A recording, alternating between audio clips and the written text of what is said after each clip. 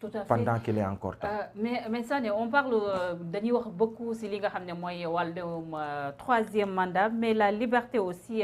des individus sous l'ère Macky Sall gis neen ça commence à être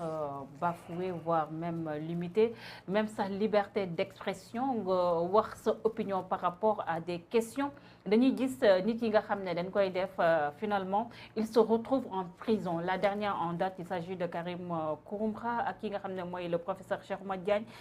si opinion bi nga xam ne émettre nañ ko par rapport ak décès ki nga xam ne mooy Imam Aliou Ndao Ousmane Diagne mafia kàcc kàcc la dame Ami Diagne bi ñu jàpp si li nga xam ne mooy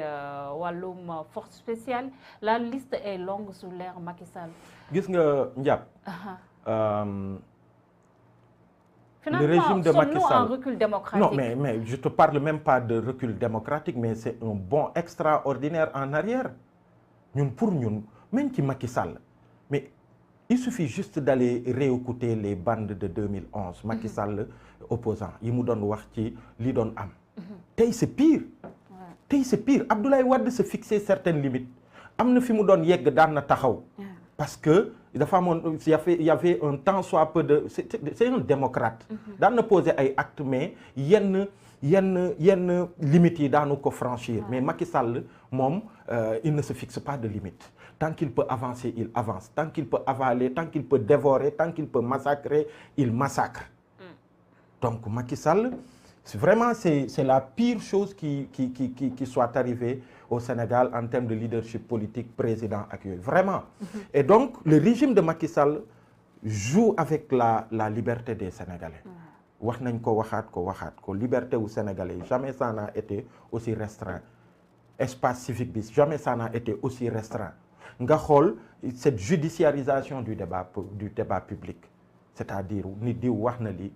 ñëw nañ ko téye nañ ko après buñ ko téyee ñu nekk dans benn procédé inquisitoire boo xamante ni dañ lay téye ba pare di jéem a xool là où le bas a blessé lan lañ la mën a tàkkal ñu jël la yóbbu la procureur information judiciaire parfois sur des choses yi nga xamante ni ça relève pour la plupart du flagrant délit bu dee dañ koy qualifier ñu yóbbu la fàtte la rëbës et puis ñu jël tout leur temps. Il joue avec la liberté des Sénégalais. Et je le dis, c'est pas de gaieté de cœur là koy wax, mais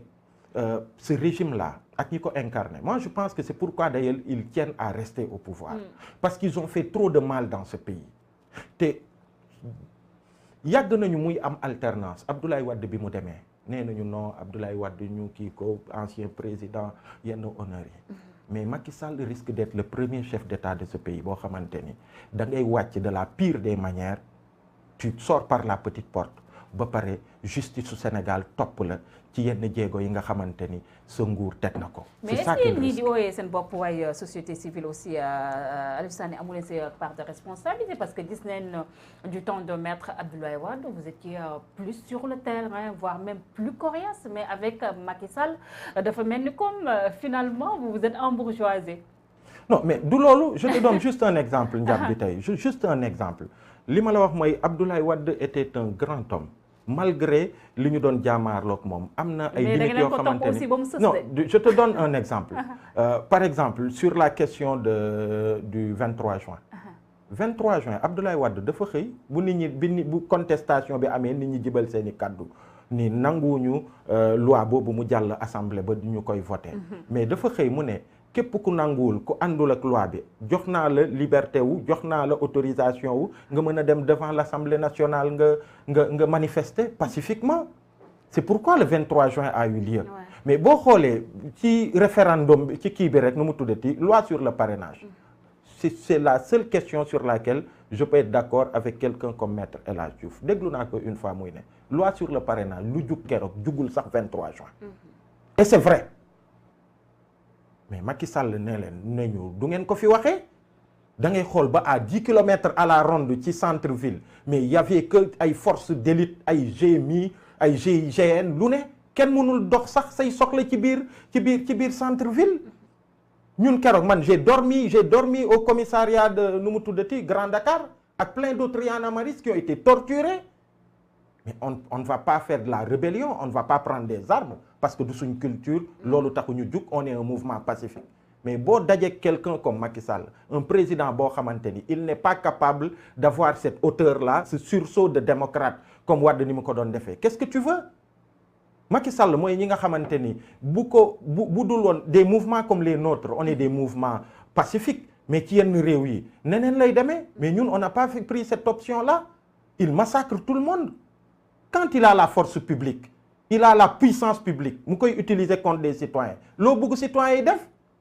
qu'est-ce que tu veux que Karim Xurum Xaq fasse qu'est-ce que tu veux que Alioune Tine fasse c'est le même Alioune Tine avec la même détermination c'est vrai que le poids de l'âge c'est 10 ans de plus c'est 71 ans révolus 70 ans. mais vous les gens de Y'en a marre finalement ñu ëpp ci population bi dañoo jàpp ne aussi da ngeen bàyyi un tout petit peu li nga xam ne mooy la lutte aussi. mais non on lutte et on continue de lutter lépp lu am xoolal. tu fais un liste timide aussi hein. Non mais on fait comme on a toujours fait. on s'est mobilisé comme on a toujours. Dernier événement yi nga xam ne am na ci seen ay ñooñ nekkul ne dafa affaiblir li nga xam ne mooy mouvement bi aussi Aliou Sané. non loolu il est clair que tey bu ma la nee nii kiiwul mouvement bi je mentirais parce que quand même Kilifeu ak Simon c'est même au-delà du mouvement ci espace public bi ci lutte citoyenne ci problématique u démocratie ak yooyu ñoo ci am taxawaay lañu donc bokk ci mouvement Y'en a marre donc forcément mouvement bi ça a vécu ces moments-là et ça a été quand même un coup mais Ndiap ce qui a aidé le mouvement mooy premièrement la posture bi mouvement bi am bi affaire bi am en toute responsabilité parce que ñun ñooy yenn mbir yi bu amee ñu ne il faut que mbir yi mu leer et tout donc mouvement bi posture bi mu ci am et après sénégalais yi auteur bi ñu am à chaque fois que des politiques du pouvoir ak une certaine presse essayaient de takkal mouvement bi comme quoi Y'en a marre les Sénégalais à chaque fois ils savaient faire la part des choses et ils continuent encore de dire que mouvement Y'en a marre le mouvement n'est en aucun cas impliqué dans ce dossier mais au-delà de ça Kilifeu ak Simon aussi ils bénéficient toujours de la présomption d'innocence voilà Kilifeu ak Simon ils veulent toujours que le procès ait lieu d'ailleurs mais ba tey procès bi dañ koy dàkkal di ko dàkkal mu mel ni benn épée de Damoclès la bi ñu teg ci seen kaw pour que ñu bañ a évoluer mais gis nga Simon mu ngi def ay activités am gis nga Kilifeu est revenu artistiquement avec le morceau qu'ils ont sorti sur tout ce qu'il y a avec notre police avec notre système judiciaire ak yooyu donc non il y a eu un moment où quand même c'était un coup ça qu'on le dise ou pas mais le mouvement s'est relevé de ça et que voilà on va vers une assemblée générale en début octobre et puis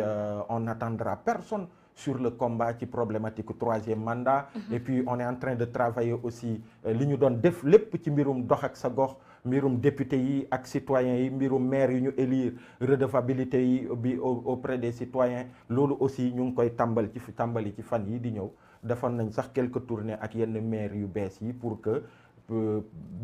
dès le début ñu fexe ba maire yi ñuy am ay waxtaan ak citoyens yi leen fal tous les 6 mois pour di rendre compte et puis di recueillir aussi avis aux citoyens yi ci gestion municipalité bi et tout donc le mouvement continue de faire ce qu'il fait donc et puis voilà